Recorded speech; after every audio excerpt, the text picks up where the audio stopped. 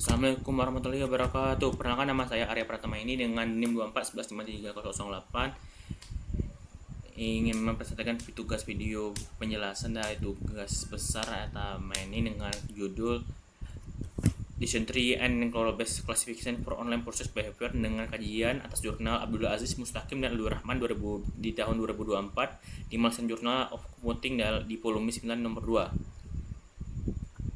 Itu kita lanjut ke alurnya, yaitu alur pembahasan terdiri dari bagian pemendahuluan, teori dasar dan metode penelitian, hasil dan analisis, lalu kesimpulan serta fitur research. Jadi presentasi ini tidak hanya menjelaskan konsep decision tree, tapi juga bagaimana algoritma tersebut diuji pada perilaku pembelian online. Terbelakangnya itu adalah pertumbuhan e-commerce yang menghasilkan banyak data konsumen, namun data besar tersebut perlu diolah agar dapat membantu bisnis memahami kecenderungan pembelian online. Di sini data mining dan klasifikasi digunakan untuk memprediksi apakah konsumen cenderung tidak membeli, mungkin membeli, atau pasti membeli. Rumusan masalahnya mencakup konsep data mining dan decision tree, metode jurnal utama dan perbandingan decision tree dengan role based classification, serta kesimpulan dan arah penelitian lanjutan.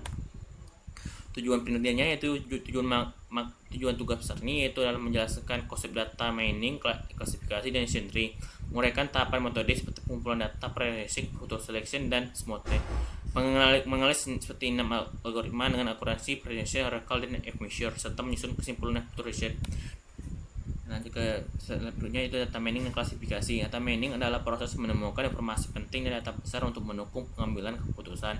Dalam tugas ini fokusnya adalah kelas decision tree, yaitu tugas supervised learning yang mempelajari data berlabel. Model akan melihat hubungan antara input seperti demografi, kepercayaan risiko, promosi, harga, privasi, dan aksesibilitas dengan berupa kategori perilaku pembelian online. Cara kerja decision tree itu bekerja dalam bentuk struktur pohon dalam node, yaitu berisi pengujian atribut, cabang menunjukkan hasil pengujian, dan leaf node yaitu menunjukkan kelas akhir. Tahapnya dimulai dari persiapan data, memilih atribut yang terbaik sebagai root node, membagi data menjadi cabang, mengulangi proses secara rekursif, dan mengklasifikasikan data baru dari root sampai leaf. Udah berhenti jika node sudah murni, atribut habis, atau batas kedalaman tercapai. Kriteria split node, yaitu dalam decision tree atribut pemisah dipilih menggunakan kriteria tertentu, yaitu kayak seperti information gain berbasis entropi dan menggunakan pada ID3 atau 4C45. Atribut dengan gain tertinggi dipilih karena paling besar mengurangi ketidakpastian. Gini indeks digunakan pada CRT dan memilih atribut dengan nilai gini terendah karena menghasilkan pembagian data yang paling murni. Untuk mencegah overfitting, decision tree juga menggunakan pruning. 6 algoritma yang dibandingkan di jurnal utama membandingkan 6 algoritma, yaitu dari kelompok decision tree ada J48, Androm tree ada RP J48 adalah implementasi C45. Random tree menggunakan pemilihan atribut atau data secara acak. Sedangkan RP tree memakai konsep error pruning. Dari kelompok rule based ada JRP, ONR, dan PAR. Jadi membentuk aturan yang tahan terhadap data phishing. ONR memakai satu aturan sederhana dan PAR mengekstraksi aturan dari partial decision tree. Profil jurnal dan metrik evaluasi. Jurnal utama berjudul Decision Tree and Role Based Classification for Prediction Online Purchase Behavior in Malaysia, terbit di Malaysia Journal of Computing pada tahun 2024. Evaluasi model memakai akurasi, precision, recall, and F-measure. Akurasi melihat keseluruhan prediksi benar, precision melihat ketepatan prediksi kelas, recall melihat kemampuan menemukan kelas yang benar, dan F-measure menyimbangkan precision dengan recall. Dataset penelitian. Dataset dikumpulkan melalui survei online oleh konsumen Malaysia yang berusia 18 tahun ke atas yang pernah berbelanja online. Data awal terdiri dari 560 indeks dan 85 fitur. Fiturnya dibagi menjadi 3 kelompok: 10 fitur demografis, 65 faktor perilaku konsumen seperti attitude, perceived risk, trust and security, promotion, privacy, and accessibility, serta 10 fitur output online processing behavior. Sebelum ke 11 data preparation dan preparation.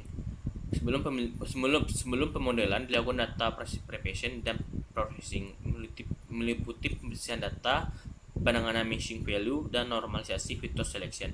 Jumlah fitur dikurangi dari 85 menjadi 30 fitur paling relevan. Penelitian juga menggunakan smooth untuk mengatasi kelas emails. Setelah smooth, jumlah identitas meningkat menjadi dari 560 jadi 1126 dengan 5 label ordinal dan individual not by sampai individual not by. 3 skenario dataset eksperimen. Sebelum pemodelan dilakukan data preparation dan processing meliputi pemeriksaan data, penanganan matching value, normalisasi, dan fitur selection. Jumlah fitur dikurangi menjadi 85 menjadi 30 fitur paling relevan. Penelitian juga menggunakan smooth untuk mengatasi kelas imbalance. Setelah smooth, jumlah tes meningkat dari 560 menjadi 1126 dengan 5 label ordinal dari infinite word no boy sampai infinite boy.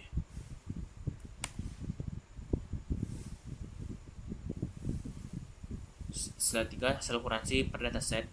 Dataset 1 random tree memperoleh akurasi tertinggi sebesar 89,16%, diusul par dengan 87,48% dan G48 86,14%. Pada dataset 2 performa beberapa modal turun karena hanya memakai fitur demografis, tapi random tree terbaik dengan akurasi 87,56%.